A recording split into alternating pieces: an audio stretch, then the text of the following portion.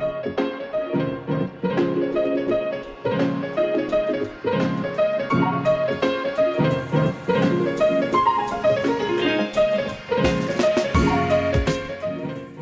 to Magic the Flavouring, the Magic the Gathering podcast, where we talk about all things magic flavour design and lore. I'm your host, Andy Mann. Hello, it's Nathan Cancel. Fucking hell. 10 stories, bitches. Fucking hell. We asked for more stories, bitches. Jesus Christ. We got more stories. And other swear words and curse words. Apologies to anyone who's offended by the first 10 seconds of this podcast. Yeah, hello, good morning, wherever you are. March of the Machine. Machine, single one, because all is one. All will be one, and it was one, and it's now, I don't know. It should have been called March of the Machines. Yeah. This... I mean, so this is the story review for March of the Machine. We're doing the 10 main episodes. Yeah. Oh, cool. I'm just taking a swipe at whatever they're called now. We're not doing the side stories. No. I have not read the side stories as of this point, because I have a life and I'm a cool guy who does cool things. I'm not. I have read the stories. I have, however, read all the 10 main stories. I did them all in one day.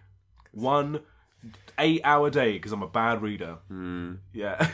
Yeah, I don't know what's better. I think we do this a lot, because I always keep up with it as we go, because I find that I don't have I can't do a day of story reading, so I kind of like slot it in and around. But it's really difficult with a big story like this, because by the time you get to episode 10, you look back and you go, where did we one story finish? Where did this one? Because it does feel like it's just been one continual kind of story. Like, as much as there was, I know, a bit of a break, the way that spoilers, and then set releases, and then inevitably before you even got to the set, the next set's already being spoiled, it has just felt like one long kind of arc and journey. Now, is that a bad thing? I don't think so. I think it does. It has made, I know they say they don't do blocks, but it's made All Will Be One into March of the Machine actually feel like a block. Yeah. In my mind. Yeah. I mean, story-wise, obviously it helps when the narrative is literally leading from Act 1 into Act 2, but... I mean, that has, even just as a whole spoiler season and everything, it has felt like one giant progression of Phyrexianization. I really loved it. I mean, I sincerely loved it. I know what you mean in terms of, like, obviously there's set fatigue and there's, obviously we're just jumping straight into it, by the way. No preamble? That's okay. No, right, cool. Exactly. Obviously, like, there's set fatigue and plot fatigue and, like, more and more and more. The second the stories were finished, they released the key art for March of the Machine Aftermath, despite the fact... MOM hasn't even dropped yet as a set, which is a bold move or whatever. But I was actually describing someone who's into Dungeons & Dragons but not as much into Magic, and they're starting to get into Magic, was asking me about the story structures and like, oh, how, like, is this a free to access thing? So I said I was doing this whole day of reading stories, and I was describing to them like the whole history of how Magic story has been delineated out from like the old, like, Infinite Consortium books and Test of Metal to the Theros novels and then the ebooks and all the different ways that they've released story in the past. And then when I was talking about this latest arc, because they knew there was a Phryrexian Arch, because this is where they're kind of onboarding onto Magic, and I was talking about it, it was just really clear in my sort of sub-brain, like, this has been fucking awesome. Yeah. They've really smashed it out of the park. And to give Kay Arsenal Rivera, who's back writing Magic story, so Kay Arsenal Rivera, who did both halves of the Innistrad sort of like dual block, if you like. So that was 10 stories total for them as well. And they did a New Capenna side story. They've given them the full 10 story arcs. It's obviously a writer that they trust to write these kind of slightly overarching things. Like, we're used to having 5 stories for a main arc, and maybe 8 at an absolute push. But to get 10? Double it. 10? Yeah. Unreal. I mean, this is essentially an ebook. They've essentially gone, here's an ebook, but we've released it free of charge and also in episode 4, right? Yeah, absolutely. It's very important, I think, when you're going to do such a large, sweeping, totalitarian amount of characters as well. Like, you need the same voice throughout all of it, and I feel like if you're willing... I don't know, it feels much less disjointed because everyone doesn't have their own start and finish. Like, I imagine if you write it all as 10 stories as you go, it's easy to chop up where each story kind of finishes. And yeah, there might be some kind of like, oh, I thought it felt like the story was going to go on a little longer, which they felt like that in a couple of these episodes. I feel like maybe they could have done with a little bit of doctoring in terms of like how they finished them, because I feel like this was clearly written as like one long piece. Yeah. And then it was just like, okay, where do we put the breaks in? And some episodes going to go a little bit longer, some feel a little shorter, and you can kind of tell that with some of them. But But in general, like, yeah, I mean, 10, you had to. Like, there was so much going on. And I feel like it's one of the things that people have kind of criticised. And I've even seen it now. It's like, oh, it's kind of already over. It's already kind of finished. And, like, if you've only been paying attention very recently what are you to the Phryrexian arc. Again, I was just about to say, like, when I was talking to this person about the latest arc, and they were like, so has it just been the past few sets? I went, well, yeah, so it's been, like, Dominaria United, and there was, like, one in the set before, and then it was, Obi-Wan, or, no, Brothers War, Obi-Wan, Much Machine, Aftermath. But then I stopped and went, oh, but actually... Oh, well, like, a year and a half ago, there was Kaldheim, and there was the Praetors there, and then, blah, blah, blah. This story's been going on for ages. And, like, remember at Dominaria United, where people were like, the Phyrexians are already back, but it's only been one story. It's like, you do not pay attention. Yeah. You're not paying attention. It's been a while. I mean, I think the counter-argument to that is that people have been saying that it's been 10 years of Phyrexian presence, but it's only been about a month of Phyrexian character development. That's kind of where I think, because obviously it's a similar thing, I think, with Bolas, though, where you had all of these kind of bits and pieces going on in the background. Tarki was kind of wrapped into the Bolas arc and everything, and it was only like the last bit, like the last chunk, Amonkhet going into War of the Spark and what came before War of the Spark? Which Ravnica set was it? The Return to Ravnica. It was Guilds and... That's it, Ravnica Allegiance. Yeah. And then they did War of the Spark. So obviously War of the Spark and Amonkhet were kind of like the chunky Bolas end bit, right? Which again, you could feel like, oh, well, his plan kind of just came together and disappeared really quickly. Well, it didn't. It didn't. There was a similar thing here. There was things going on like in all different places. Exactly. And also he had the benefit of having that core set that was surrounding him and his backstory, right? So I get that. Fine, the Elder Dragon Wet. But I think, no, it's perfect. We've also already, I think people forget, because this has been such a good storyline, and obviously everyone loves the Phyrexians, and with the new wave of Vorthos and the new wave of content creation, the Phyrexians have been getting sort of the credence that maybe they didn't when the first Phyrexian sets came out. Like, Elish Norn is now obviously like a sex icon, do you know what I mean? Yeah. Like, people love... Yeah, Mummy be dummy thick. Yeah, exactly.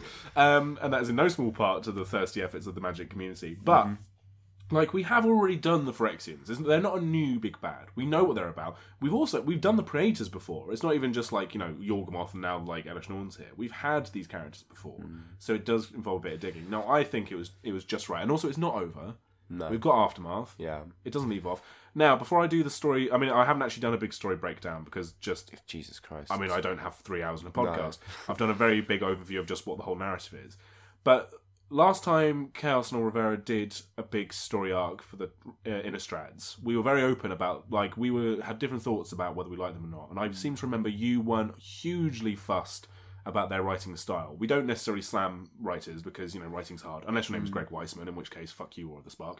But we finally got a good War of the Spark in this storyline, anyway. Yeah. But how are you feeling about Chaos and Rivera's writing, broadly speaking, in this time around? I think it's been very, very good. There was some really lovely, this is the thing, again, if you give someone 10 stories, they're not rushing through a million different plot points. I feel like the problem with the Innistrad stories was just it felt like there was a lot of compression and dilation. I felt like there were times of really dense and important writing. Like I think it was the last one where we kept switching between the different points of view where Soren's chasing Edgar and then he hits him with the chair or something.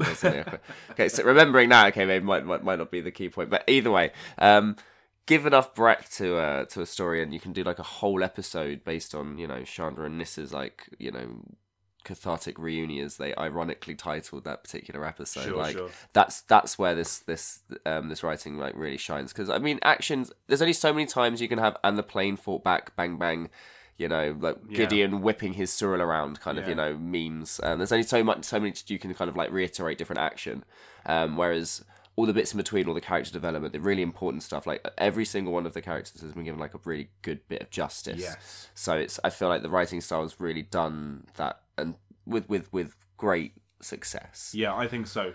There are characters that kind of have 2 seconds in the sun. There are characters that really get fleshed out, but it all works.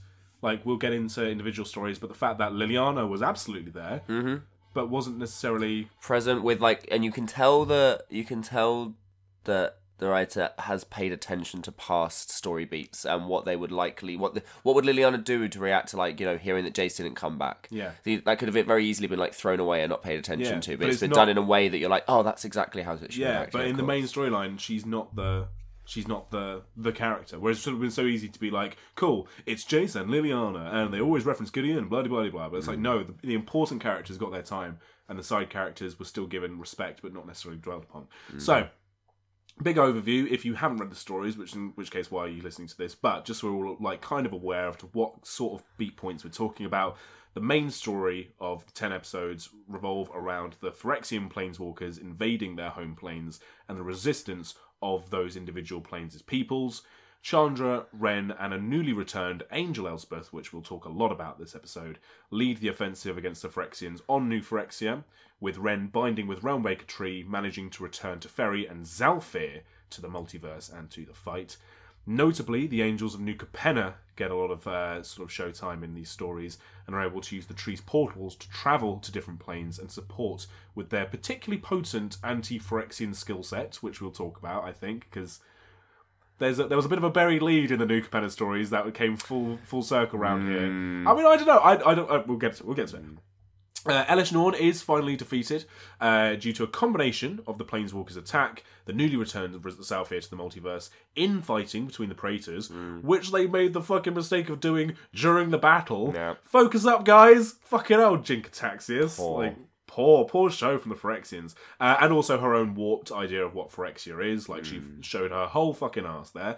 And at the end of this particular narrative, the resolution, before obviously Aftermath will be the proper sort of postscript to this story, but at the end of this narrative we leave it with the Mirrans finding a new home on a Zalfir that has returned to the multiverse, a new Phyrexia that is beyond the place of the multiverse. Presumably, like, Ren swaps Zalfir and New Phyrexia in their kind of space continuum. So they've slipped in over each Did other. a little slip. And a Khan is reformed into Khan again, and uses spark magic to revive Nissa. That's exactly what it is. Yeah, just spark that was magic. real wibbly wobbly. Like, we can do this thing with sparks. I'm Can you? I'm going to pull them out of their chests and then put them back again. Awesome, yeah, Good great. job. And my poop is gold. Ajani and Nissa are revived from their phoresis by spark magic, and the planes are still pretty much in chaos at this point. But they're fighting back. You know, it's kind of the Phyrexian threat has immediately been stopped, but the after effects of everyone being completely fucked up are yet to be, I guess, resolved. Yeah, we haven't yet got a full, like, how's everybody doing? Yeah, Everybody which is good. okay? So this is it. And, like, actually, if you think about it, I mean, obviously that was a very basic rundown. There's basically what happens. But it is basically what happens. And if you look at stories like War of the Spark, which... Do you know what? Maybe time will be kind to Greg Weisman because, like, you know, You're not going to be, that's for sure. Fucking ruined the thing I love. But because of the amount of, you know, stuff that he had to do and all the new characters and then, like, you know, pressure from outside sources to make people not gay. Do you know what I mean? Like, yeah, right. Fucking old Netflix. No Netflix show is worth, like, washing those characters. Yeah, because that ended up coming out, didn't it? Yeah, well, yeah, exactly. But I just wonder, like, that story, if we think about that as Big B, and we said the same thing for Dominaria United as well, there's so much going on that you think, how the fuck were they ever going to pull that off? This story is super simple. Phyrexians invade, people fight back, Elspeth gets longer hair and becomes an angel, Phyrexians get, like, defeated. Mm-hmm. But the fucking way that Chaos and Rivera writes it, and the pace in which she's like, action, action, action, go, go, go. Like, you know, but having space for all these, like, smaller moments like we were talking about with Chandra and Nissa or, like, other characters. Like, you know, we have fucking moments where you've got Nashi, like, Tamio's son, gets a whole shit ton of development, like, with the mother-son relationship in amongst an invasion war thing that you think, how the fuck did she make space for that? Yeah. It's a simple story, and they kept it simple so that they could fill it with all this wonderful stuff. Mm-hmm. They don't need to have all these weird, different, like, you know, twists and turns and shit. It's on. The invasion's happening. What are you going to fucking do to stop it? Yeah. And you have to consider there's so many... Because what I like is they basically start the story with Elish looking at all of the, as she calls them, evangels, yeah. Evangels, there we go, that's the word. And kind of just goes, here are your individual assignments. Go. You know, and there are some that get probably a little bit better face time. I mean, between these and the side stories, I feel like everyone apart from Jace kind of gets their moment, and I'm pretty sure Jace is going to be pretty firm lead in Aftermath. Yes. Just for kind of like, cool, where the fuck did he go? What was yeah, happening? very like almost no mention of him except for the fact that he's not there. Yeah. It's the moment where like Elish looks at him and goes, like kind of just gestures towards him, and he goes, well, yeah, he knows what he has to do, and slips away. And it's like having a telepathic Phyrexian would have been really interesting.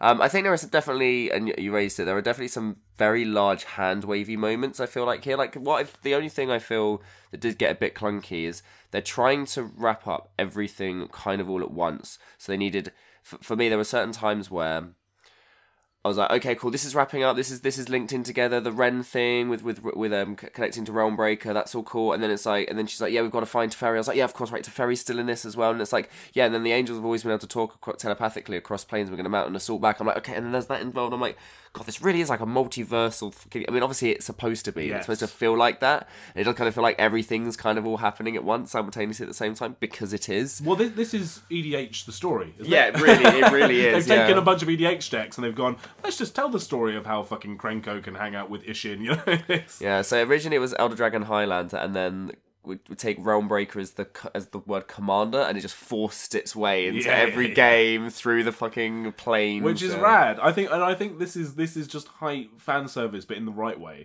Now, something to be said on that is that all of the key art for this set leading up to it had very specific fight scenes where you had prominent members of the multiverse fighting side by literal side. And they absolutely weren't. They absolutely didn't do that. Yeah. And we're still not entirely sure, are we, about how everything's been settled in terms of like, are the portals still open? No. Is there connection between? Obviously, Ren's not consciously alive anymore. No, but I did see a tweet, I think it was shared around a couple of times on social media, from one of the creative team that went, oh yeah, we had this idea. The narrative team said that they were going in a different way, but all the key art was already drawn up. So it's like, I think there was a version of this story in which they had like a big Endgame, Marvel Endgame style like and they team just weren't up. able to make it work narratively. I'm kind of glad they didn't go with that, because obviously there was from the get-go, this was very much a if War of the Spark wasn't the end game, then this is the end game. Kind of feeling. And it kind of does. It didn't ever really feel like that. Thankfully, it did feel like there was this little different pockets of resistance all happening, and each plane tackled it differently. I feel like that's happened a lot recently in terms of there's a big disconnect between what we hear narratively and then what we see on the cards, and sometimes even card to card, sometimes things don't even seem to make sense. Obviously, we had the Luca debacle. There's been lots of the story spotlight cards never actually show up in the story. Like, we still never actually really got to see how Nissa was completed. No. All we got is a little mention of, she was the greatest gift the Planeswalkers could have offered her. Yeah. And it's like, so it wasn't even really within your plan to get Nissa. You know, I feel like my big overarching kind of complaint, I think, about this story arc, and I think it's a kind of an empty one, because the alternative I don't think actually works, is we still didn't really get much of a point of view of the Phyrexians. No, we got a touch at the beginning. Yeah, a couple of the stories had like Elish Norn, and then we had a little bit of a track when she's going through the stage trying to understand what the word beautiful is, which is that's a whole genius idea anyway. Yeah. Apart from that, Children immediately dead. Uribas doesn't really actually have any agency. He's got a rebellion, but doesn't he gets really fucking care. strapped to a chair and tortured. I think it's Iron Maiden, Foreign Collects doesn't really do much, gets one-shotted by Elspeth at the end. Completely one-shotted by Elspeth. Blue and white magic does over the green mage. That's actually quite in flavour. Jin gets eaten by his own little vat babies. Dick. Like, it was always going to happen. He is the Starscream to Elish Norn's Megatron, right? He was always going to try to fuck her over. And because he is so smart, he absolutely saw that Elish Norn was just doing it for her own shit. But he was like, well, she is the most powerful one, get on with it. Why did he pick the battle to fucking do her over? Why did you decide to ride this ridiculous... I'm just imagining this ridiculously garish, pimped out, like it's probably got suspension, that bounces up and down. I had exactly the same thought. It's this big sort of like war rig. Yeah, exactly. It reminded me, weirdly enough, of Pokemon Violet and Scarlet. This big, dumb fucking regavoons that they have at the end of each of the star bases. Why did you have to remind me of that? Right? That's what I imagined. That entire fucking game. And then he was like, what I like is that when they were saying about it, it's like, and then he gestured, and then all of these swords came out the side, and he gestured, and they started spinning, and he gestured, and they started throwing out out flying monkey grenades. I was like, yeah, great, good, this is exactly it. Yeah. Why, smartest of the Praetors, do you not decide that was a good time to slip away? Yeah. I still hold out that when they want to backdoor this and bring him back and bring the Phyrexians back again, Jin wasn't fully eaten by his own babies and he's stuck in this little pocket. Out of all of them, if anyone's going to find out how to get out of this weird pocket space with all the research he's done, it would be Jin. Do you think he's just going to come back as like a head in a jar kind of thing? I wouldn't mind that. The thing is, that's the side of Phyrexia I really liked. This version, and this is going to be interesting, right? Because now, essentially, we're talking about there being a third version of Phyrexia down the line. Yeah. So we had the original from Yawgmoth, which obviously Sheoldred tried to kind of, like, still hearken to. And then we had, like, the multi-sun version, which ended up being that white is actually probably the most dominant in terms of, you know, that all will be one idea Orthodoxy, and thematic. yeah. Exactly. So the next version of Phyrexia... It'd be nice, because this is the thing that annoys me, is we didn't really get to see each shade of Phyrexia from the point of view of each Praetor. We didn't get to see Sheoldred fight. Imagine like seeing a point of view of Sheoldred where she's batting against all of the other Thanes, and just as she thinks she's conquered them all, that's when Ajani and Luca jump in and grab her and take her to where she gets beheaded. And you have this almost like tragic arc for her. Yeah. We don't get any of that. So, let's talk Elspeth. Yes. Yeah? Angel, right. So, what happens? Because... So, obviously, she's built up to be an angel. She's from New Capenna. The New Capenna angels are really weird. They're made up of this kind of anti-Phyrexian halo. Yes. Which... so we had a bit of a technical blip there. As we're talking that technical blip, we were saying that might be the payoff for the Jace getting stabbed in the chest with the Halo sword. Yeah, exactly, because we don't see him in this story at all. He gets stabbed with the Halo sword. Everyone's like, well, nothing happened from it. It's like, yeah, but we also haven't seen him since then. So there's a good chance there's a payoff. Yeah, the angels of New Capenna are very different to other angels. But then the way that Elspeth gets turned into an angel... And they backdoor it because obviously planeswalkers can't be angels. Angels can't be planeswalkers because they don't have a spark. But a planeswalker who becomes an angel is a different matter. So Serra's there, or at least a representation of Serra. Yeah, an Elspeth imprint. is not in the multiverse because the Silex blast takes her into a different space in the multiverse. Yeah, the way I put this in the same vein as where Squee goes when he ends up talking to Fate. Ooh, okay. Do you think that there's this kind of... Like, if the multiverse is reality, there's like a non-reality. There's so imagine like the spirit realm for like Marvel Universe. You know, like each faith has its own like spirit realm kind of thing, and they're all kind of linked, but they're all separate. You know, Right, I feel like there's a little bit of that. I feel like if an entire plane can believe enough to make gods exist just because of Nyx. Sure. Now Nyx, you can't planeswalk directly to Nyx. Yeah. You have to go to Nyx through. So there's got to be some aspect of like, just because there's this metaphysical, like you've like real world, you know, like kind of hard factual, I can feel it thing. There's got to be like almost like a subverse, you know, whether it be a spirit version or a psychological version, like the same kind of thing of where Jace's mind places that he makes up, are those their own actual mini kind of universes that kind of exist? Yeah. Because you get a little bit of that at the end of, like, you'll find out when you read the Vraska side story. You get a little bit of that. So there's a few different places that are like this, similar to, again, to Fairy and Urza, when they're having that conversation outside of time. Yeah. Like, I feel like they have to kind of go, like, just because you're not on a plane doesn't mean you're in the Blind Eternities. Oh, okay, that's a cool idea. And this clearly she went beyond, and he said this at the end of the last story, like, she got pushed through to beyond the Blind Eternities. And I feel like a lot of it will probably be that she was probably in that same state that Urza was in, of where she's non-corporeal anymore. Like, she doesn't have a human, like a physical body, but her essence, because of all of the growing up in New Capenna, having all of the different sigils and auras and everything placed upon her in Bant, and then having, where else did she go? And then going to Theros and having that idea of devotion. Like, she's kind of been in and around this idea of being believed in, you know, as a god or as a deity kind of thing, and similar to how Serra was. But it's interesting that then Serra then was able to go, well, we will allow you to transcend. You know, you have always had this kind of potential within you, but it's for you to claim it. So that's cool. So has the seed always been there from the beginning? Probably, but did it require nurturing? Absolutely. Yeah. It's almost like the multiverse created a mortal being as opposed to an angel. Obviously, angels on different planes can be killed. But, like, because angels are very detached, usually, in different planes and things. They're usually sort of very othered. And there is an aspect of that characterization in Elspeth where all the characters around her go, it's definitely Elspeth, but it's Elspeth like angelified, right? So she's very calm during battle. She doesn't seem to have a lot of like direct empathy, although they do, especially with Koth. Like they have a conversation between Elspeth and Koth where she like very directly goes, "Look, I am still your friend, and I will still always be there for you, but I'm this kind of angel now, so she's different now. No, I'm different now." So like they don't necessarily completely kill her character or her connections, which is a very smart move because that would be really, I think, sort of a disservice to the character because she's all about connection and she's all about like camaraderie. But yeah, it's almost like the multiverse. They've been building up this idea that I like the idea that the Capennan angels. The reason New Capenna is actually much more interesting as a plane, and maybe it was a bit sad they only got one set, is that it's a plane built on excess and avarice and, you know, this consuming halo and this kind of bastardization of like this holy gift, right? And the fact that all the heads of the families made deals with demons, and the demons play a little bit of a part in the storyline of the defense of New Capenna as well. We get to see them kind of come back. But actually, Capenna, maybe ancient Capenna, was like the most holy place in the multiverse, like potentially, because the angels there are so unbelievably powerful, and they don't even have physical form, potentially. So there's this mortal being who was born in New Capenna, who had the capability to become an angel, and already has that kind of head start being from what is potentially one of the most holy planes in the multiverse. And then she goes to all these other places where that's like a huge deal. And then she gets built up. Like, I like this idea that she was always going to be the saviour. And that we didn't need to focus on her for the entirety of her time in Magic Story. But when she's needed, she's needed.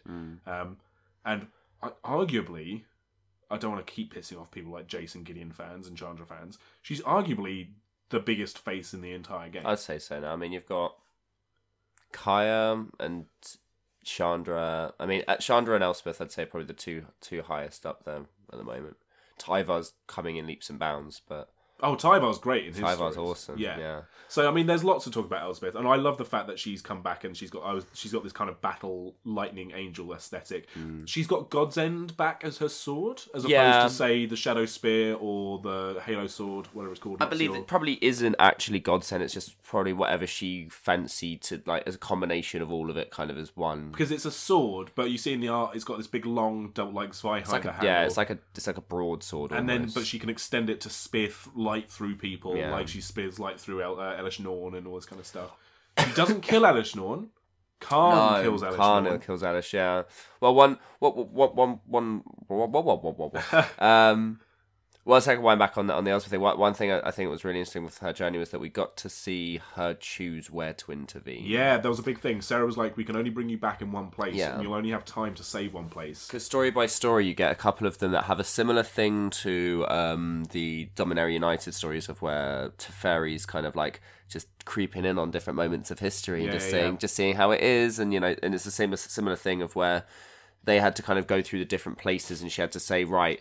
So she got a glimpse of Ajani on Theros, and like a very clear, like, this is where I should probably be intervening. Look, it's my Ajani, my friend, and it's like, well, no, actually, I can't help here. Like, as much as I might, even if I try and save Ajani, I'm not saving him, I'm killing him, and then I'm not saving anything else. Then she goes to New Capenna and looks and goes, well, they've got the angels. New Capenna can save themselves. Where is it that I'm needed? And it's the moment is actually like shock horror at the climax of the story where we are right now, which is where Ginger Taxius is about to like kill Koth or something like that. I can't remember who he's swiping at. And then out of nowhere, Elspeth goes, this will be where I choose to just Deus Ex blip into existence. And then Elish Norn quite literally shits herself. Yeah. Which is really, really good. What I like about the story is it's the infallibility of the Phryrexians, and it's something that I think all of the Phryrexians noticed from the get-go. Sheoldred was undermining, and then Erebras had his rebellion. Vorinclex is too dumb to realise, and Jitaxius from the get-go was never on side with her. Yeah. So it's quite nice to see the infallibility of, and I think this is where it comes down to, is Ashiok the unexpected saviour of the multiverse? Oh, because he's the one who plants the seed of fear into Elish Norn. Ashiok put the fear of goddess into her. And it worked because there was literally a moment of random bullshit go where she's like, it says that she's chucking like random like centurions, a bit of Vorinclex's horn, like she's just yanked off a bit of Vorinclex's horn, just lobbed it at her. Like, it's so funny how the blind rage of, you know, white protagonist versus white antagonist really just went ham. But it is white v white, isn't it? Yeah, very cool. It was good that Khan got to be the one to kind of end things.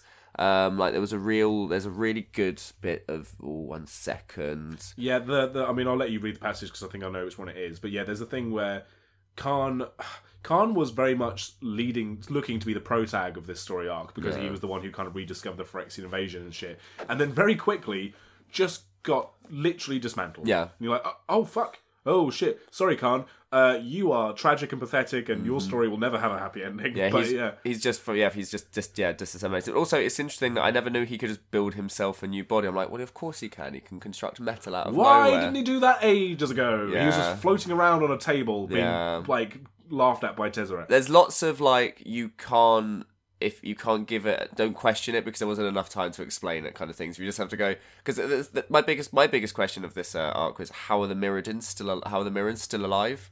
Like how is Koth still alive? Like it's been like I just don't every single situation. It reminds me of the scene in Game of Thrones of that episode where no one can see because it's too dark. Of where every single character looks like they're being swarmed by 20 White Walkers, then suddenly the next scene they're fine again. And then they're fine again. Anyway, that's a side note. Yeah, there is a thing where like it's all we've seen of the Mirrans is that they've been under constant pressure, and yet there's still like always about 20 of them knocking around. Right, there we go. So, in destruction, there can only be solitude. He hates it. As his magic works on Norn's body, tearing porcelain from wire, he is filled with an animal revulsion. He wants to look away. He wants to stop. Violence, even in the service of a greater good, should never be easily wrought. Like, he's such a great, placid, fair. Yeah. Even in his moment of like, he's like plodding along back to me. He's like, basically, I have to be the one to do this. I could leave her. She could, but if I leave her, she could come back. This has to be stopped. And even though he knows, like, I've never known him to be so much of a pacifist. I think that's probably why he takes that side line in what should be his great like arc, is because he is just such a pacifist, and that kind of was his problem. That was the thing he had to get over. He actually had to serve an action, and even in the end, his actions now, because he's spoilers, not a planeswalker anymore. Yeah, because he's given up his spark to cure Ajani's and Nissa's. I think that's kind of good. I feel like you've taken a character and you've kind of done. I mean, I think he might have even had more humanization back in the old books. I don't know. I haven't read them, but he always felt like this kind of like this character, like fish out of water kind of feeling. And yes, all of this was his fault. Everything from our the beginnings of Argentum to like the madness of Memnarch and all of that, which is now a tragic backstory for a character trying to deal with the initial like Phyrexianization of his plane. Yeah, we get like through the guise of Tamio. Tamio in her like sort of story in this episode has one of her scrolls tells the tale of Memnarch because she's telling it to the tree on Kamigawa as like a way to kind of get it on side in a kind of weird way. But, we'll talk about Tamio in a second, I think, because that was an interesting one. Yeah, so it's almost like, again, it's another massive arc when people say, the Phyrexian things went over quite quick. This has been going on since Mirrodin. Yeah. It's crazy. Yeah. Let's talk about Tamio then. Poor girl. So, obviously lots of Phyrexianized planeswalkers. We see in the very first story when, as we were saying earlier, Elesh gives them their remits to go. Almost all of them have some sort of moment where Elesh is like, maybe we haven't completed these guys as much as we think, which is really good. Because although the previous stories definitely called for it to be like an all-encompassing, no, these are Phyrexian planeswalkers, they're still the same characters, they did a good job of showing, no, it is Tamio, it is Ajani, now they're just seeing things from the point of view of Phyrexia. I think it is nice to, at this point, when there's a quiet moment where they're not necessarily fighting anyone, in the moment where they're being given their jobs, where each one of them, when they're finally told, hey, go and fuck your own plane up, and they all go, but, huh? What? It's...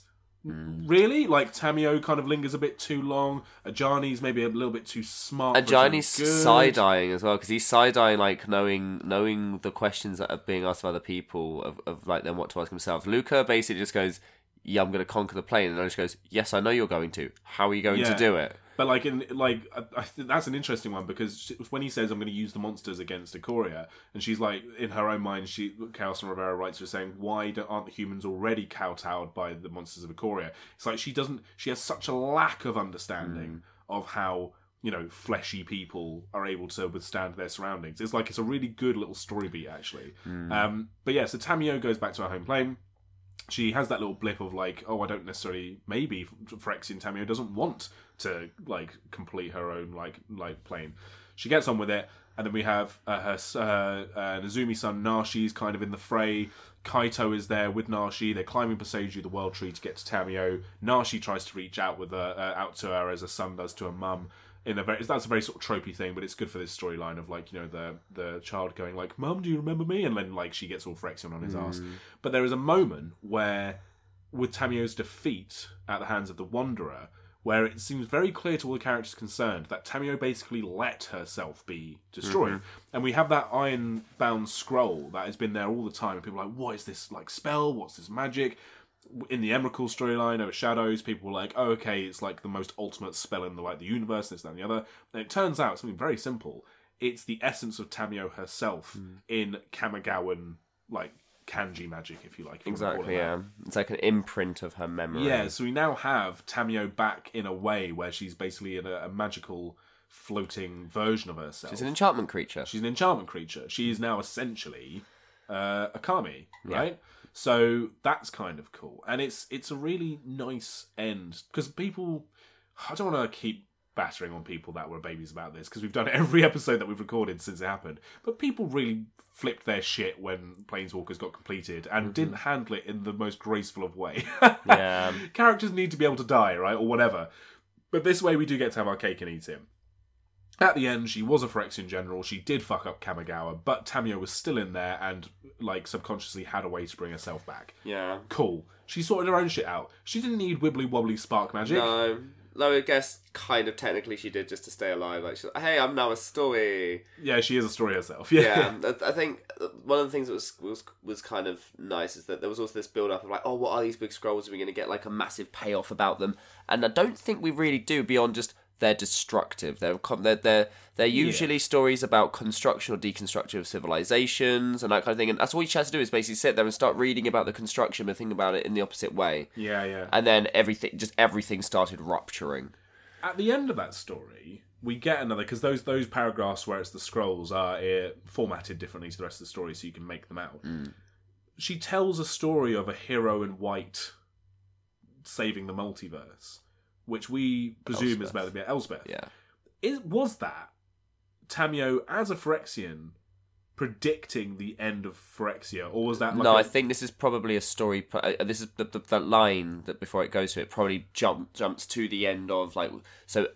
All of the arc has already finished by the time that this story is being told. That's where the breaks. Like there is a story, and then it's for us. It's just a hint. Oh, it's like it's a little foreshadowing for us. Yeah. Okay. But in real world, that wasn't written until afterwards. Oh, so this is Kami Magic Tamio writing that story. Yeah, exactly. Probably afterwards, and then we just get a little slip of it because this is where they keep doing. This is where I reckon they wrote the whole story as one, and then to chop it up, and they go right. So the big thing is going to be Elspeth coming back. So let's do a little bit of a hint at Elspeth being there at the end of this story. Yeah. That Elspeth's at the end of this story. So as the dum readers, I think we get to the end of every story and go, oh yeah, because Elspeth's coming back. Yeah.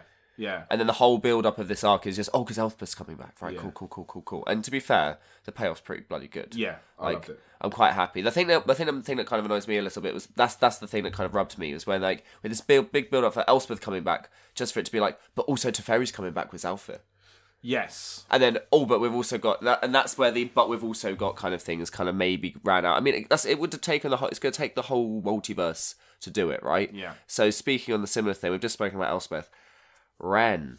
Let's talk about Ren. Holy fucking shit. They really ran with this character, didn't they? Right? Like, from random, broken, £100, 2-drop planeswalker with absolutely zero backstory that everyone was like... It was weird dryad mech thing. What do you mean 7? Yeah. Or 6. It was Red and 6. Like, what the fuck do you mean Red and 6? Yeah. From there, we've concept. Imagine in 3 years' time where we've got this amount of detailed backstory for Grist. Yeah. Oh yeah, sure. Because that's going to be incredible, right? So yeah, like unbelievable. Like so basic arc is Ren's the only one who listens to Shana and says yes, you've got to burn this at the root, which was really nice. Which is nice for a character that we all think is quite sage. I mean, she comes across very immature sometimes, Ren. I think it's just in terms of because they're a dryad and they don't necessarily communicate in human terms. It's easy to think of them as being less developed. You know, maybe less mature. I don't know what the word is. I think it's more like they're more naive. That's it. It's the naivety, yeah. Exactly, because they don't understand like the standard. What's it called? Bloody what's the human behaviour? They just understand human behaviour. Yeah, sure. There's a word I'm trying to think of. I can't think of it. So yeah, they come across sometimes as feeling a little bit like not like in tune or anything, or I think something like that. Whereas she's the only one who really kind of backs Chandra, which I liked. Just to touch on that, because actually, as someone who's not the biggest like Chandra stan, I think she's a fine character. I've discussed in previous podcasts. She in those moments, I was just like, oh, fucking classic Chandra. Like, no, we've got to do the thing. And she even knows it in herself. She's like, everyone just thinks I'm being like impetuous and like impulsive and a bit this, that, and the other. And obviously, us as the audience know what happened on Phyrexia. And it's like, guess what, Fire Girl? You ain't gonna fucking solve it with your fucking sparks and shit. Just calm the fuck down, grow up. This is a fucking Phyrexian. And actually, I liked the story beat when Ren and Seven comes up to her and goes, no, I think it's true. Because I kind of respect Ren as a character, especially from her time in Phryrexian Tangles. So I was like, oh, okay. All right, let's see where this goes. And fucking lo and behold, Chandra was right. Yeah. They should have. They failed, but it doesn't mean that they couldn't try again. And it actually is a payoff for Chandra's like character, because often she gets herself getting in trouble, and it's like, oh, Chandra, blah blah blah, and like people like me like wag our finger at her. So yeah, I liked that. I guess there's a question as to why wasn't this thought of. I mean, I know it's the Hail Mary, but if you know they're building a big giant tree, yeah, and you've got someone who can connect to trees, yeah. And you know they're building a big giant tree made of metal. What does metal and trees do? They both burn and melt, right? So you don't take your fire mage. Why didn't you bring your fire mage, and why didn't bring your tree mage when you brought the other tree mage? Well, did they know about Groundbreaker, or was it something they discovered? Yeah, because that's the reason why they needed to go to the sea core to blow up the Silex. Right. Yeah. True, so it's one of those kinds of situations of like, I get they needed to have the first party go in and they fail. Yeah. You know, we take all of these 10 planeswalkers and fuck, 5 of them have been Phyrexianized. Holy shit, that's bad, isn't it? It's like, yeah. And then we're like, cool, we're going to send back to the 2 fire mages. I mean, the thing I did really like is that they do have a bond because of that similarity of like, well, of course, they both got fire. I'm like, yeah, well, that's what connects them. That's what allows them to communicate. That's why that Ren sees beyond the stompy, I'm angry kind of thing, and sees more into like, oh, okay, I can see where you're coming from. You're just not expressing it effectively. Yeah. You know, there was definitely a moment between Chandra and Liliana of where Chandra says the wrong thing, and it's like if someone else had said it, then maybe it would have gone better. I think it's why Teferi and Ren get along so well, is because they both have this very measured way of taking stock of things before communicating, which a lot of characters don't do, which then gives a little bit more credence to their communication, because you can tell both parties are actually fully invested in understanding of each other. Yeah. But Ren basically, so I want to talk, and this is one of the things we've got to the part of the story where weird metaphysical shit starts happening.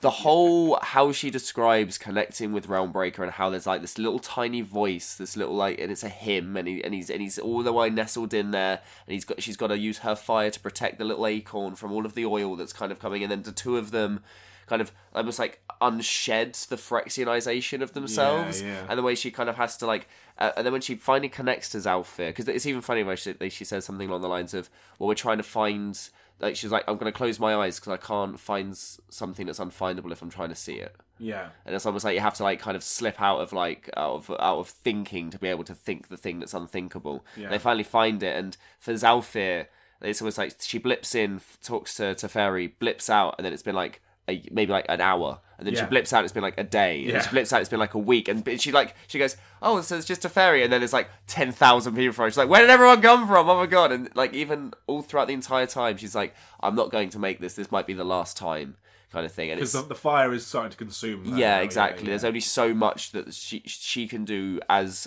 Ren without kind of absorbing, and she knows that they're going to, like, it's her revelation of how she can like flip the 2 planes around as well is really, really clever.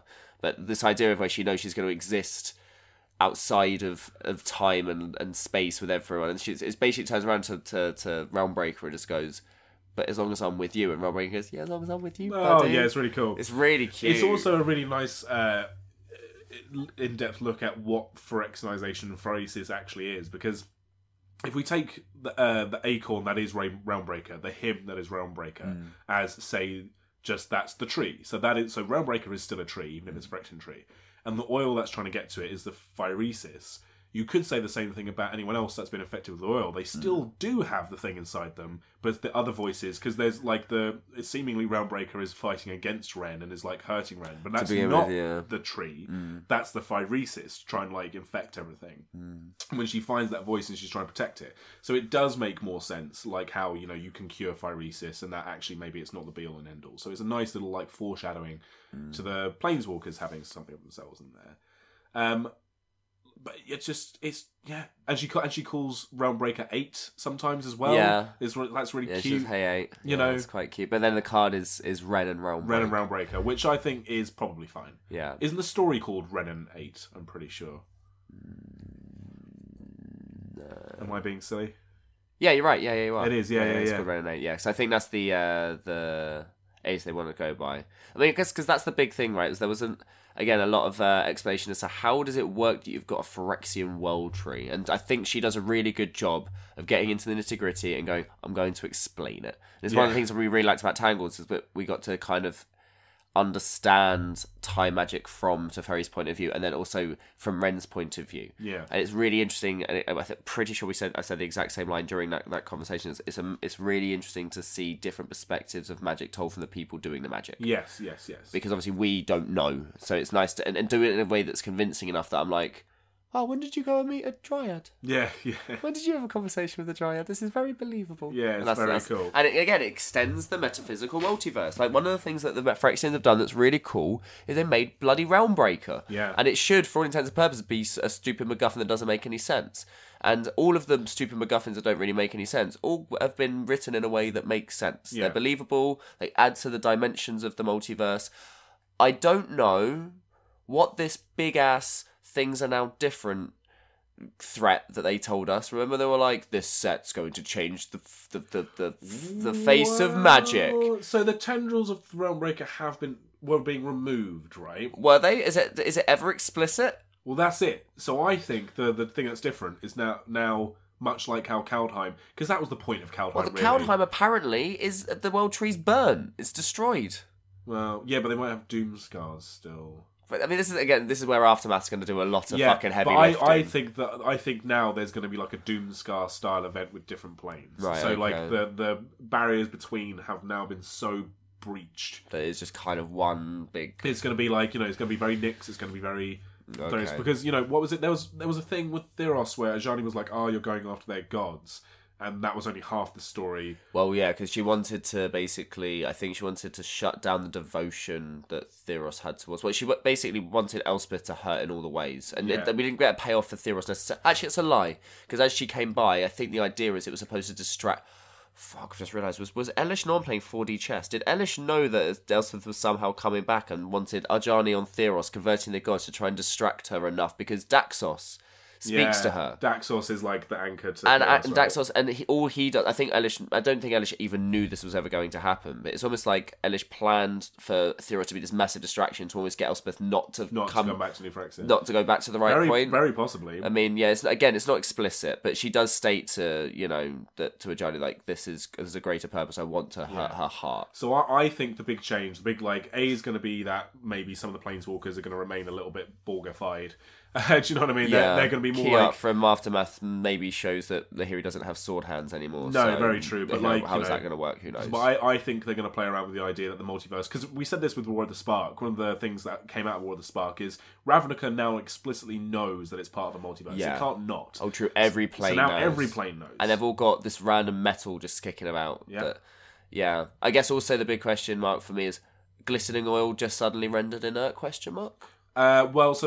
they did like a hive mind thing for the Phyrexians. Yeah, and now because Elish Norn isn't at the top of the thing, it's because that was her hubris, is that she made Phyrexia not all one, she made it all bound to herself. So she was the one. She was the one, yeah. So that was kind of a nice thing. I know some people were annoyed by that, but I kind of got it. I mean, you had to eventually, otherwise the Phyrexians are just around everywhere. Be there forever. Yeah, exactly. Yeah, so I think that's going to be different ones. So there's a few kind of individual planes to touch on then to talk about things. I think we'll save talking about Zhalfir maybe in a minute, because I want to talk to you about what Zhalfir actually is now.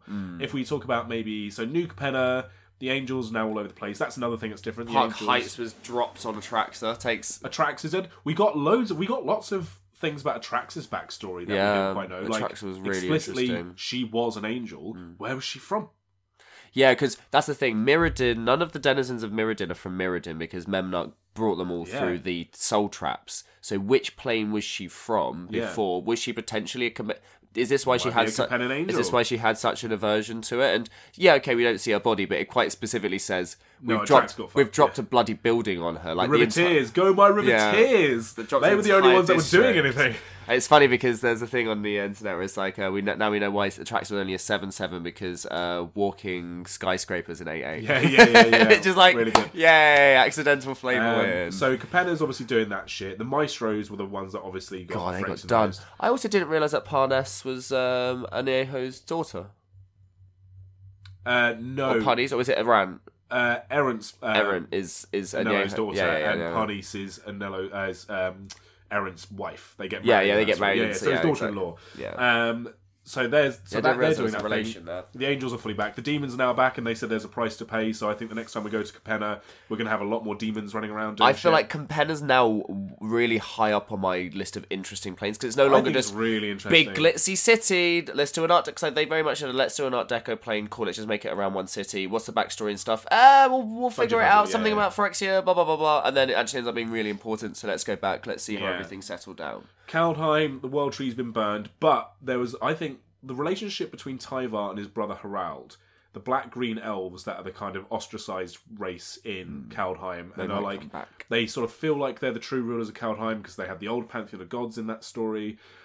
We didn't see anything of the gods in that story in Kaldheim, like the... True, we see we see Essekra on a card, that's about it. That's about it. Yeah, the gods are kind of like sitting that one out. But they do a really great thing of having all the different peoples of Kaldheim who are very used to kind of crashing into each other's realms, right? All uniting. And there's that line from Harold where he's like, the Omen Breaker, the Omen Path Breaker shit people, I can never remember what they call them, come in and go, well, the elves join the fight. And he goes, we'll lead the fight. Yeah. Very black-green, very like, we're the best, fuck you, but also very elvish, like... So they're leading the fight, and then Harold makes this big speech where it's like, we might be enemies tomorrow, but like... We will be enemies. We will be enemies tomorrow, but today we'll be fighting brothers and sisters in arms, and if Kaldheim is to die, it will die a warrior's death, and we will make sure that we are fighting. And it's just like, fuck yes! It feels very boasty, doesn't it? Kaldheim. Really then good. like, Tyvar and Harold, even through the battle, are like, every time they're killing off Phyrexian... is it Coma who gets Phyrexian eyes? They don't. Right, so this is, I think it's misleading, and they need to be careful here because they say about how they mention Coma and just underneath it says the serpent. That's why I didn't think it was it's not because also what does Coma make? Serpents. So it so might have been a serpent. I think they would have been a bit mentioned it greater. I don't know. I don't think they could have beat a Phyrexianized Coma. No, because that's like cosmic serpent. But anyway, like Tyvar kills a serpent and he's like giving like jokes about it. There's a bit where we come back to Kaldheim and Tyvar's Harold's counting the seconds that Tyvar's been underwater because he loves his brother. Yeah, and it's so refreshing to have two brothers who really like each other after so much of Magic stories about how brothers hate each other, to see these two boastful black characters who really are both insufferable pricks, and being elves on a plane where elves are explicitly insufferable pricks, to just have a genuine love for each other. Like, Harold's the king, Tyvar is the prince. So Harold is the one in charge, but he never begrudges Tyvar for being really better than him. No, and he even asks us like, "Oh, does your magic help here?" And yeah, Tyvar like goes, he's absolutely, no. He's absolutely I'm sorry, like, mate. Being a planeswalker doesn't actually help here, mate. If anything, I know how much worse it is because of it. Yeah, I just love the fact that like Harold doesn't resent Tyvar for being a planeswalker, which in so many other stories they could default to. Anyway, I love that story. On a lot of the card, we see unfortunately some of the cosmic animals being... Toski, definitely. Sarulflux, definitely. Yeah. Which is a bit of a shame. But yeah, I can't wait to go back to Kaldheim, because that would be awesome. Then, let's talk about... Obviously, Kamigawa's all a bit fucked up, but they seem like they were doing... Man, yeah. Fucking... What's it called? The big tree. Fuck. Boseiju ruptures and torrents of glistening oil. Like, they make... As much as they do use the same language over and over and over again for how the Realm Breaker's entering the plane, each time it does feel as bad as the last time. Because it's just a big spear of metal just goes... Bwah! And also, like, the big thing for me for this was that this isn't... The invasion happens from our point of view all at once. From that plane side, as soon as Realm Breaker starts being born... they start having symbols of Phyrexia. The Phyrexian symbol starts being like, oh, I spilled my coffee and it pooled in this weird symbol. Yeah. Like we see, you'll read this, that we see in a side story, Chalain kind of sees it coming from a long time ago and no one listens. So it's almost like there's there's this imprint of Phyrexia before Realmbreaker even makes it there. That ominousness, that kind of that feeling of it didn't feel like it was like a crash and bang. It felt like an inception. Yeah. Of into the metaphysical part of the plane. You're like Phyrexia is merging with you. Like I struggle to really understand to begin with how Realmbreaker was really doing it. Instead of thinking like, oh, it's shooting tendrils out and it's crossing the blind eternity. Now imagine that it's pushing the edges of the planes together and then punching a hole through them. That's how Ren describes it when, we'll talk about Zalfir in a second, but when they do the big switcheroo of Zalfir and New Phyrexia, it's like, well, what if we rearranged the realms like in such a way that we can then like swap them over? It's not just like trying to transport. They are actually moving around realm magic. So it's very much that science fiction-y. They always do it in science fiction. They do it in Event Horizon. Sam Neill's character, to explain like jumping through time and space, gets a bit of paper, folds over, punches a pencil through it, and then that hole is what you go through. So you're not actually travelling distances, you're pushing distances together. Yeah. So that's kind of what they're talking about there. So obviously they've got to deal with that. I kind of feel like Kamigawa, this could be just like completely naive, they seem like, although Boseju's gone and the Kami are all fucked up, I kind of think that'll be fine. Theros is the one which I'm just like, fuck, because even that's the one where even if Phyrexians are gone, if people still believe in Phyrexia, the gods can still be Phyrexian. Yeah, the way I looked at it is what they did is, instead of making the people of Theros into Phyrexians, is they somehow made the Phyrexians believe in religion. Yeah, that was what was interesting, and I guess that's something that we'll have to look at. Yeah, they'll maybe look at and have to treat sensitively, because they've kind of, how can you Phyrexianize a god? Yeah. And then how do you go back from that? Yeah. You know? And also, how did Heliod... Like, I think they did explain it, but it wasn't explained enough for, like... I don't know why they had to get Heliod back instead of it just being any other of the existing gods, because this idea, I think probably it's that they needed to replace one initially for the rest of them to fall. Because I think the others would have maybe been too strong in their we see Thassa in the story. It's Thassa's temple, and Thassa's kicking ass. Yeah. So like that makes us go, ooh, these guys are pretty interesting. In the card art, we see Afara kicking ass. Yeah. She looks badass. Still got her fucking urn, Ewer, and she's fucking like kicking ass everywhere. So it was just very. I think because in the card set, they've played very fast and loose, and they even said they would, with characters that are either dead or not necessarily part of the timeline. They just wanted to have fun with, like, what would they do in a battle, right? Yeah. That's all the team-up cards are. All right, we'll wishy-washy some of that away, which is kind of interesting. And I kind of feel like they did that with Heliod, where they're like, who's the big bad god? It's Heliod. People want him to be the one that Phyrexianized. Yeah, sure. And he wasn't actually technically dead, right? He was just trapped in the underworld, it kind of makes sense, yeah. Also, I don't like the fact they did, Kaya just kind of kills him in a throwaway paragraph. Theros, of all the planes, you have read side stories, doesn't get a side story.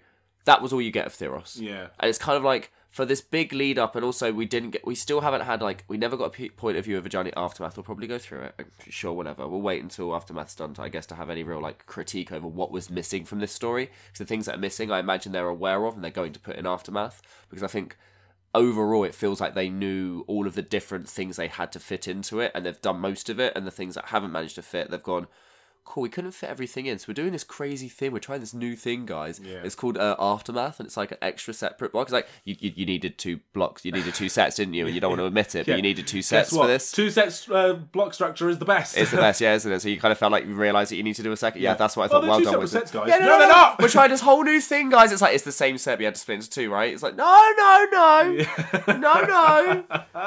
We weren't going to do a 4. Right, exactly, right? So good. Yeah, So Theros is there, and obviously every other plane in the multiverse, I'm sure eventually we'll get, like, whenever we go back to planes, they'll talk of, like, do you remember when the Phyrexians did this? And there'll be, like, cards that are affected. Yeah, we've got sieges coming out that we're seeing. So we're seeing a bunch of other planes that just weren't mentioned in the stories and how they would have tackled it. Like Olgrotha, Segovia, like, it's loads of really cute little things like that. So clearly, we didn't see the full scope. We just got these are the important planes. We can't literally do the entire multiverse. Kaladesh is another one that gets touched on in the story. Yeah, I think that's the point where most people went, like, okay, at this point we're doing too much whiplash of seeing how all the different planes are doing things. Because Saheli and Pierre, Nilar were kind of doing their thing there. Because the problem also is that these stories were coming out alongside the side stories, and the side stories were literally, let's look at this plane and how it's dealing with the invasion. So it kind of did get a little bit full on. when you were reading them all concurrently, because it did feel like everything was being thrown at you at once. Yeah. Which, again, was kind of the point. Sure. Phyrexia was invading everywhere at once. Yeah, I must admit, I wasn't too fussed about Kaladesh. I like going back there, and obviously the kind of... just goes to show how fucking silly they are for making the ether flux reservoir just this big glass ball of their entire energy supply just kind of suspended in the sure sky. It's somehow going to have survived as well, even though it's like all of the Phyrexians are gunning towards it. I'm like, Realmbreaker can literally break through anywhere and anything. We've seen pictures of it going through entire buildings. Just bust it. Yeah, exactly. Bust it open. I like that. That's what you get for your hubris, for fucking being greedy and putting it all in this little bulb thing. Yeah. I kind of feel like they touched on Kaladesh, obviously because Sahili was a big part of the lead up to this, so that's her playing. But also to give Chandra a bit of thing. But she already had that with Nissa, maybe a bit more. There was a little bit of a twee bit where Pia goes, all she could think was, like, that Chandra must have done something somewhere, and it's like, thank you, Chandra. It's like, yeah. It's like, your daughter's dead, you don't even know. She could be dead for all you know. She's been Phyrexianized, she's been dead for weeks. I mean, she isn't, but how dare you? How dare you assume it was Chandra that did this? Yeah, a little bit. How dare you know? Don't wink at the I think if camera. I was to cut anything for blow, I think I'd cut the Kaladesh bits. Yeah. You know. Let's just go back there proper. But let's talk about Zalfir. I guess that'll be the last big thing to talk about. Yeah, I think it's more interesting from... we've known kind of since Tangled, let's say. Yeah. We knew it was coming back. It was coming back. Did it feel like the last big... It did... I mean, it was the expected last big push. It's when you're sat there in the cinema and you're going, oh, so the only way that the enemy can die now is if some random bullshit happens. And then, oh, there we are. There we go. There's the army coming out of it. It's the Helm's Deep moment. Well, this is very much the end game moment with on your left, with an like African coded magical nation coming through a portal to save the day. Yeah, it's exactly that, you know, Wakanda. Black Panther moment from Endgame. I don't want to be like, you know, maybe that's... I'm going to throw my hands up there and maybe that's like European white guy eyes. I'm seeing that through. But I think the parallel's pretty bloody obvious. Yeah. And do you know what? I fucking loved it. Yeah. Because they've done Zalfir so well because they didn't get lost in the mire of... They could have very easily gone down the route of, as soon as Teferi ended up there, the whole story just being about them kicking the shit out of Teferi. They did one little interaction where people were like, oh, it's fucking you. And then the rest of the time they went, what's done is done. Can we just get on with it now? Yeah. It's like, yes, just keep the fucking story going. We already know that Teferi feels like shit. Let's just get them back, you know. Push. And also, they fucking kick ass. Yeah. They kick ass. And they'd always also justify the whole, I guess they came in at the exact right moment. It's like, they were stuck outside of time. They were always going to be here at the exact right moment. They can't not. They can choose when they come back. Yeah, exactly. Like, so they're going to come back. Like, it's both things. Elspeth coming back and then Zalfir coming back. Both they just kind of went, yes, but they can kind of control when. I'm like, all right.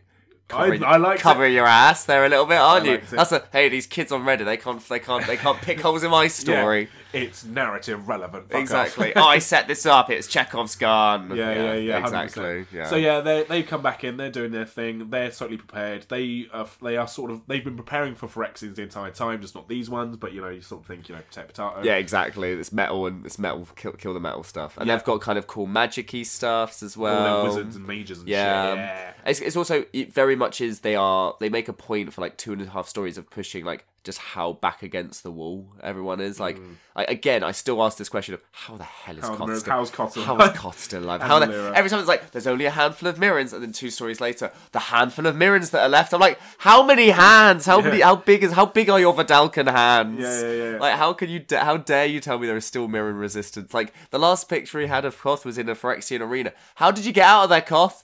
How did you get out? And then when did you go back in again? And then you got out and then you went back in again? Because he's got big hands, spiky hair, and he's sexy as hell. And he can do what he wants because he's Koth. He's Koth with the hammer, bitch. Yeah, I mean, there was literally a moment in the epilogue, shall we call it, of where he's like thinking about everyone that he's lost. Because Melira survives right up until the end, but doesn't quite. And obviously she's the healer, and healers typically can't heal themselves. They can't heal themselves. And then when a healer's dying, no other healer can heal them either. So she gives up kind of that last of her energy to purify Ajani's and Nissa's bodies, whilst Khan uses Venser's spark to purify their sparks. And then, you know, that time-honoured tradition in Magic the Gathering. The card for Mum for them getting cured is negate. Now, if that isn't Flavor Fail, I'm going to Flavor Fail this before our Flavor picks. Like, even now, like, don't reprint a card like that's been reprinted a million times with bad flavor. Yeah. Because anyway. So yeah, again, it's good to have them back because it means we're going to get... I didn't care about Ajani so much. We got Gruul friends back. That's kind of Yeah, really right. important. We haven't spoken about, so we'll touch on that. Maybe that will be Sorry, the last yes, thing. that's the But last one thing. thing I want to ask you about Zalfir, the only thing, because to Ferry's arc, this arc is coming to an end. They'll have to think of something for where he goes from now. Maybe we get him and Ren again in the future because he does plant plants the the acorn, acorn. and that's a really lovely scene. He Yeah. says he starts weeping, and then by the time he's finished, it's nighttime. I'm like, Yeah, that's he doesn't a man rush who's back been off to the through party. shit, man. Yeah. It's a real breathe out moment for him. Really, Fucking really love is. it. This is moment. That is his. Yeah, exactly. The exhalation. Everything that's come up. He's sat in Zalfir, part of the multiverse again. With all He's been re-accepted. Yeah, Phyrexian's been defeated. Everyone's around him. Yes, he accepts the losses of the friends that he had along the way. Like he even said, I think to Ren, it was just like, I wasn't ready to say goodbye to another friend. Yeah. Considering everything else that's happened, like still the individuals really matter to him. And also something about his characterization is that all the way throughout the story, he is like, this is his arc completely realised with things like Khan says, "Can I ask you one more favour?" He says, "Yes, what can I do for you, my friend?" At no point is he like, "This is my plan, I'm going to do what the fuck I want." He's completely in service to others and just doing the best that he can to survive and help other people. And you're like, yes, Teferi, you are clearly the most powerful one, but you don't have the hubris of thinking you can solve everything. Like, that's so cool. It's very opposite to Nahiri's point of view of, I'm big, strong, I can do stuff thing. Yeah. Now, here's my question. Here's the big question I've been sandbagging. Zalfir was not a plane. It was a continent on Dominaria. Yeah, I'm literally looking up right now how big it is. Like, is it now its own plane? So, the way that this... Yes. Okay. The short answer. Alright, moving on. So, the way this works is Argentum, then Mirrodin, then New Phyrexia was a small plane. Yeah. In comparison to any, because it was created from the Mirari, or created by Khan using the Mirari and everything. So it is, in and of itself, a small plane. And the interesting thing is they did the blip in, blip out so well that the 5 sons of Mirrodin are now the 5 sons of Zalfir. Mm-hmm. In addition to whatever other son it happened to take with it while it was... So question, reverse question. When Zalfir was blipped out, what the hell happened to its sky? Did it just take part of the Dominarian sky with it? Ozone, yeah. How did they have sun? Yeah, and like, how deep does the ground go? What, is it just like Asgard? And in which case, which sun did they have? Did they take one of Dominaria's sons? No, I think... It's interesting now they've got the 5 sons, and will that change the way that Zalfir as a plane works now? It's got the 5 sons of Mirrodin. Everyone's like, I just want to go to sleep. Yeah, it's like, oh god, they start going fucking crazy. Yeah. Oh, did we see in one of the cards, this is another question. In one of the cards we see Tol Varda, Kaya's plane. We do. Oh, we'll get to that in the next episode. That's aftermath. Just let him come into my head. We're not there yet. Yeah. I don't know. Lots of questions, but yes. All right. So Zalfir is now its own plane. It's probably earned it. Yeah, I don't think we'll have a Zalfir set for a while. The Mirrans are now on Zalfir, but they'll probably by the time we go back, there'll be Mirran Zalfirans. Yeah, exactly. Mirrors Zalfir. Yeah. Milzalfians. Zalfirians. Yeah. Good. Cool. All right. Let's talk Chandranissa before we wrap up. Glad, happy. Does it feel a little bit forced? Maybe was their scenes together? Some of the writing of Chandra, like when she's talking about how the voice, like, is it the same voice that she's heard at the end of this night? It's the same twitch of the ears, the same little mouth, and it's like, oh god. It's when I think Chandra was like, don't speak in her voice. It's like, but this is my voice. Yeah. It's like, and she's not wrong. It's so true. It's so true. I mean, a total salve to all the damage that's been done, not just to those characters, but so much of Magic's story since War of the Spark. Their heteronormative sort of whitewashing, if you like, was definitely the thing that rankled people the most out of those stories. And all the things to do with, corporate handling, maybe kowtowing to certain markets, like who aren't hot on LGBTQ plus rights, kowtowing to the Netflix series, all this kind of stuff is completely been... This is, if not definitely a big hand from WotC to be like, we really meant it when we said that we are going to basically double back on all that bullshit. Yeah. And so, cool.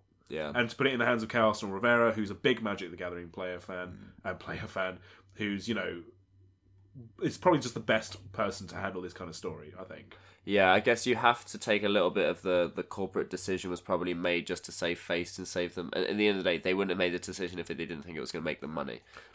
They are a company. This is a story to make toys. Fine. Yeah, exactly. Let's not beat around the bush of the fact that they didn't release the Pride Across the Multiverse to the countries that would have had an issue with it. No. I think I would just say, I think I tweeted this out, that if we look back when we started this podcast, which is around War of the Spark time, and I think our first set review was Eldraine, which was the first set after War of the Spark, with the ebook, for example, to where it is now, so much better. The landscape is incredibly different, and for the better. Sure, maybe the Magic the Gathering community goes a little bit too hard into the arse worshipping every single dummy thick character that comes along, but I'd rather have all the, you know, stands and cosplayers and like slash fiction writers. I don't even know if I'm using that term right. Is slash fiction right? Slash fiction? Slash eviction? Slash eviction? What do you... I'll cut this if it turns out not to be correct. Slash cut. Like, yeah. But like, you know, the Vorthos landscape as a whole is so much more a part of the game, and I think although there's so much wrong with the game and how it's being handled from a corporate money-making perspective, what you can't fault is the narrative and the creative teams are really in tune with, guess who plays these games? Fucking not corporate assholes. Yeah. Do you know what I mean? They're Like, keeping the game honest. Yeah. Even if it is obviously still like pushing, you know, an agenda. But I mean, whatever. The fact that we've still got Saheli and Huatli together, Ral and Tomek are still together. Spoiler for you, side story, the Vraska and Jace probably back together, like that's fine. In some fashion. Is in like they've gone back on all of the things people have gone, stop killing off our romances, put the romances back in, and they've gone, cool, yeah, we've done that. Yeah, because I don't know any other romances that have been in the game recently that aren't still now present in the game, and they're just willing to let us ship the characters, and also, you know, a diversity of romances as well. Like, you know, it's just and allowing them to be the things that they are, because you know, we're the people who play these games. If we put on the idea that like Nisha and Chandra are definitely Gruul friends, and you know, we're invested in that relationship, to then be like, you can't take that away actually, from us, like like it's just, if it doesn't like the people will play Magic the Gathering whether or not the story is top notch, because that got proven for years. So if it doesn't fucking cost you anything to make the story good, stop putting in fucking sentences like decidedly male. You know, stop doing that. So yeah, I'm glad that they've kind of gone back on it. And again, we, as much as we say this all the time when it comes to these stories aren't for the action. The action's for when we're playing the game. The game that's us doing the action. We're kind of in the story to get all of the other bits, the narrative that we can't make up on when we're playing a game of Magic. I can attack with a goblin against a fucking Phyrexian Gargantua. I know what happens in that kind of exchange. I can make that more interesting in my mind than you can write down and describe. I don't care about the swords and the guns and the stuff. What I care about is the interactions and the development of the characters, and seeing how this world is being perceived and developed by these very flawed and impressively well-rounded characters. Yeah, I think so many of our favourite stories are the ones where it's the smaller moments, the conversations. And when the big action scenes need to happen, they need to happen. Yeah. And as long as they keep the pace up and they go, cool, action, let's get to the plot points, because the plot points are the things that matter. Yeah. Yeah. All in all, this 10 episode story arc has been a fucking triumph. The Phyrexian arc isn't fully over yet. Not yet. But as a crescendo to it all, this has been what War of the Sparkaway should have been. This has been everything that this did right was everything that, you know, Dominaria United should have been doing, like maybe at the start of this arc. And is for my mind is complete triumph. Yes, there are some pitfalls. Yes, there's a little bit of bloat. Yes, some of the cards don't make sense for the story. But that's Magic the Gathering story versus Magic the Gathering card game. Yeah. I love this. I think Chaos Rivera is exactly the right person to do it. There are many other worthy writers that could have done it, but if you were looking at your like Miguel Lopez's or whatever, they would have made this even longer. Yeah. It was long enough, and it was succinct enough, and I can't wait to see how the Companion Angels, the Realm Breakers, and Phyrexianization going forward changed the landscape of Multiverse. Yeah. I think it's going to be... I think the ongoing story is the interesting thing, right? I think the problem that this 10 story arc was always going to have was it's very hard to make a satisfying ending to anything. Yeah. Especially when it's not technically an ending. The story never really ends. It always continues. Yeah. But there needed to be somehow the Phyrexians were defeated. Yeah. I don't think there was a way to do that in a more satisfying, like in terms of the grand scheme of how they managed to do it, really clever. The blipping in, blipping out, thought it was really good, really satisfying. In terms of the individual characters, I mean, we kind of, after they'd had, you know, Dominaria United, I feel like everything else was kind of like, yeah, it's just bad people. Yeah. It's bad guys. It doesn't matter necessarily what their agenda is. We've kind of got it by now. It doesn't matter if they've got, you know, again, there are so many people out there who'll be angry they haven't, you know, you did my boy or a breast wrong. It's like, well, yeah, but you also supported a a Phyrexian praetor. You Yeah. don't necessarily get a satisfying ending to your character arc. Yeah. You know, they took away Tamio from me. Am I happy that at least I've got a story version of her? Yeah, because her voice can at least continue. Yeah. You know, the question marks will be things like, where was Garrick? Where are the Kenriths? Where are the Kenriths? All these questions, which I hope we do get some justification to. There's a few others, like Sorin only got a touch of a mention in a side story, in a side story, like literally just a solemn guy with white hair. That's how he was mentioned. That was it. Yeah. So I mean, again, we get to see. I guess Aftermath proves that we get to see the feud between him and Nahiri continue. Oh yeah, because Can't wait for that next episode. The next episode of Sorin versus Nahiri. Smash heads I together. think she would have had a better chance if she had both two sword hands. Yeah, exactly. Right. Double Yeah, stab. it's like, hey, look at my stakes, motherfucker. Yeah. Yeah, good. Cool. All right. Good episode. It was, yeah. Yeah, really good bunch of stories. Well, I wouldn't mind, after you've read the 5 side stories, to see if there's any of them that you might want to do it as an overview of all of them, because you get to see 5 different planes way of battling. You might want to do an individual one that you're like, okay, this particular character was really cool. There are 2 that I think that are very, very good. That's not to shit on the other 3, but there are 2 that stand out in my mind immediately as soon as I think of them. So yes, exactly, and I think that's a good one to come back to, because we did a big spotlight on the excellent stories anyway, and I feel like it's kind of a bookend for us. Yeah, and again, I think we'll get a little bit more in Aftermath anyway, but I think it might be worth having a little look at that, considering we'll probably do a Flavor Picks episode. I mean, obviously we absolutely will. Yeah, and I feel like maybe there's enough that's been going on with the story that there's probably more we can have a little look at, if that's kind of where we want to be, because there's still so much other stuff, spoilers going on, that we can't keep up with the secret layers and the product release. So let's talk about the things that matter. Well, there's a lot more story to be talking about. I don't know if I've already mentioned this on this podcast. I think I might have done, but friend of the podcast, Michelle Rapp, tweets out saying that their take on the product fatigue thing, although it is exhausting, is that Magic has now turned into like a sushi bar. Like the conveyor belt keeps going, you can snack. and you can just snack on the things that you want to and leave the things that you don't. So I kind of like that analogy. Like, it's sad because I won't be able to collect every card ever, and no, I probably won't buy every product ever.